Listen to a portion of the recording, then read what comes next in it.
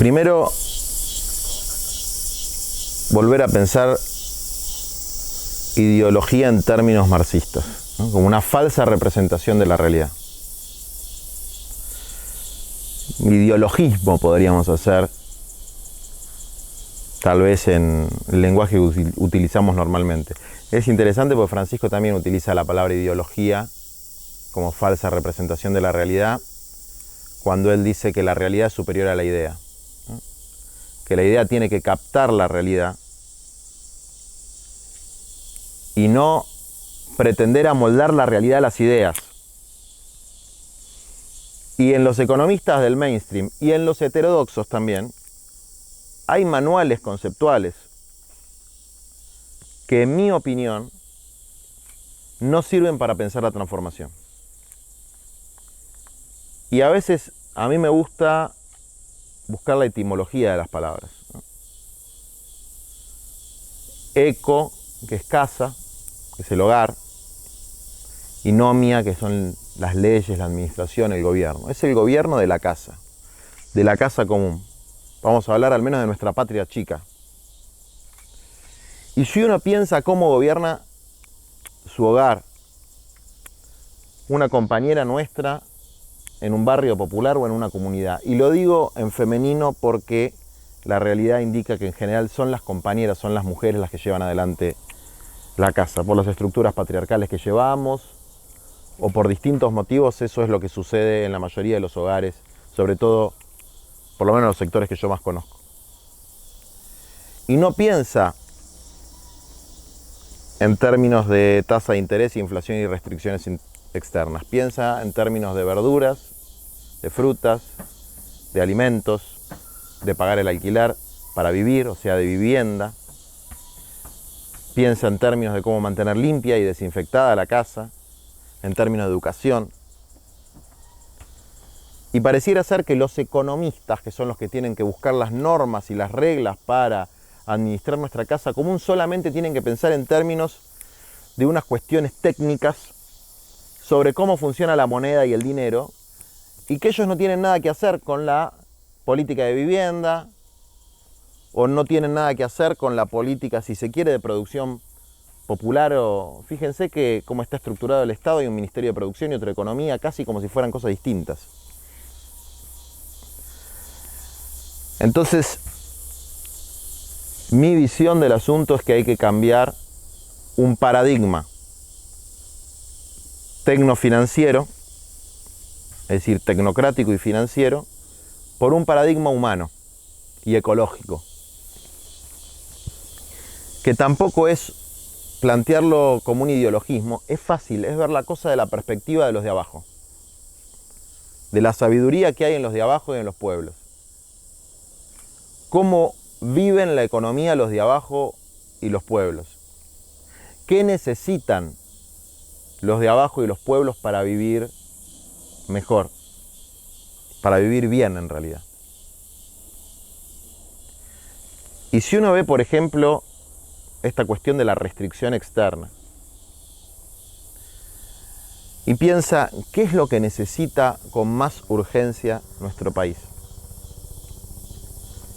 Viviendas, integración urbana de los barrios populares, repoblar la patria y crear comunidades rurales organizadas, mejorar la calidad de la salud y educación.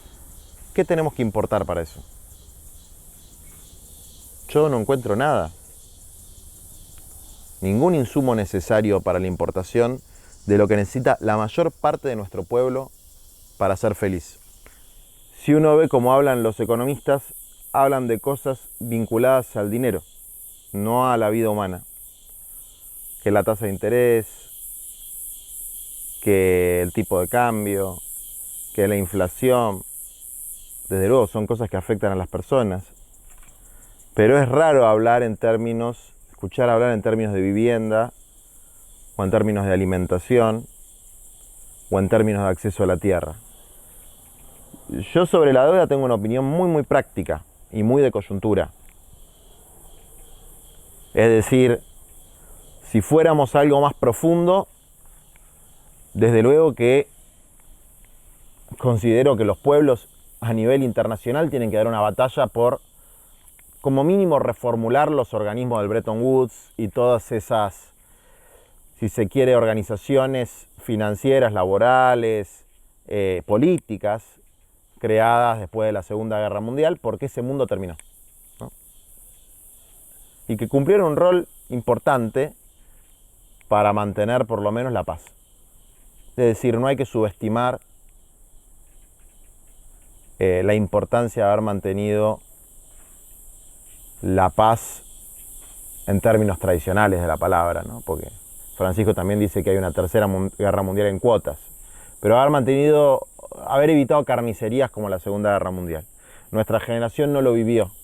Entonces, cuando pasan 2 o 3 generaciones después de las grandes matanzas y carnicerías, y está tan lejano y el dolor ya empieza a estar lejos, aparece el riesgo de que vuelvan esas pasiones violentas que tenemos las personas. Pero bueno, volviendo un poco al tema y sin irme por las ramas, si pensáramos en términos más estratégicos, más prospectivos, este sistema de gobernanza internacional no funciona, hay que reformularlo y eso implica una batalla internacionalista y por lo menos desde nuestro punto de vista para tener alguna incidencia con un fuerte bloque regional que es lo que llamamos patria grande. Pero en términos de coyuntura y en términos de la situación argentina, hay que entender que hubo 2 deudas, una con los acreedores privados, que es grupos económicos y particulares que pusieron plata para ganar plata. Y que esa cuestión está saldada. Y si uno lo analiza en términos de la coyuntura, no está tan mal como fue saldada. Hubo una renegociación que fue una renegociación relativamente exitosa. Y en el marco del capitalismo se tomó una deuda y es relativamente lógico que hay que pagarla si se pretende que te vuelvan a prestar. Porque esos acreedores actuaron en el marco de la ley, ¿no? Con viveza especulativa, pero en el marco de la ley. Distinto es el caso del Fondo Monetario Internacional, que es el principal acreedor que tenemos.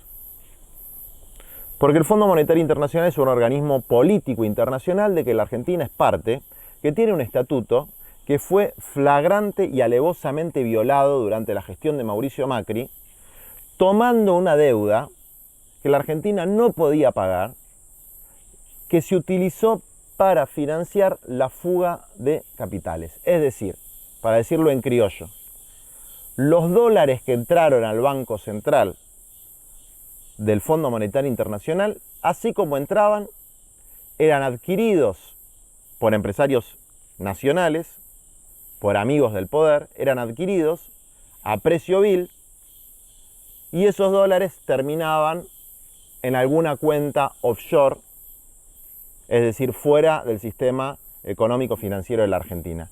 Eso es la fuga de capitales.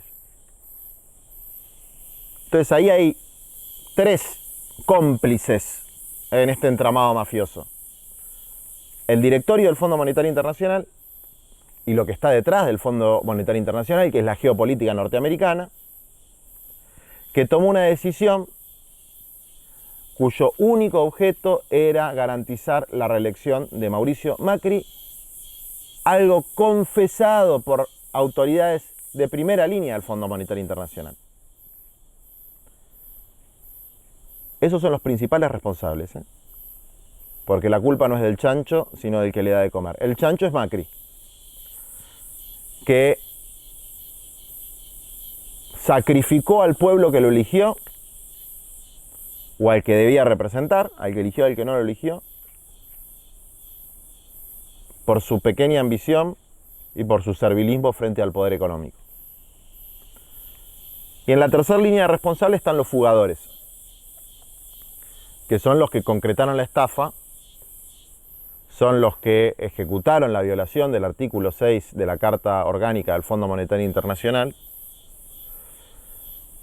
y que todavía no son investigados, aunque logramos que se cree con un impulso muy fuerte del Frente Patria Grande la Comisión de Investigación de la Fuga de Capitales, que tiene como secretario al diputado Itaí Hackman, que es fundamental no solamente por esta estafa que es ya en sí misma un hecho histórico, sino para develar quiénes son los Vicentín de la Argentina, ¿no? El caso de Vicentín es paradigmático, tomó dinero en dólares, que es dinero del fondo, y lo fugó.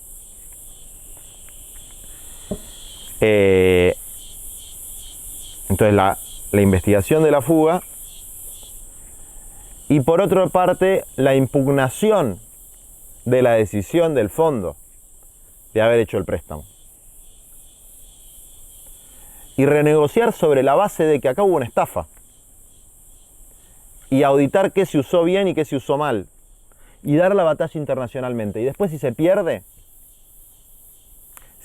y hay que, si se quiere, pagar, porque no nos queda otra, tal vez como pasó en Grecia, que Tsipras toma la decisión de pagar no por servilismo a la troika, sino porque veía que su pueblo estaba ahogado y que iba a sufrir mucho. Yo creo que eso es digno, digamos, ¿no? Eso sí es realpolitik, tomar una decisión pragmática.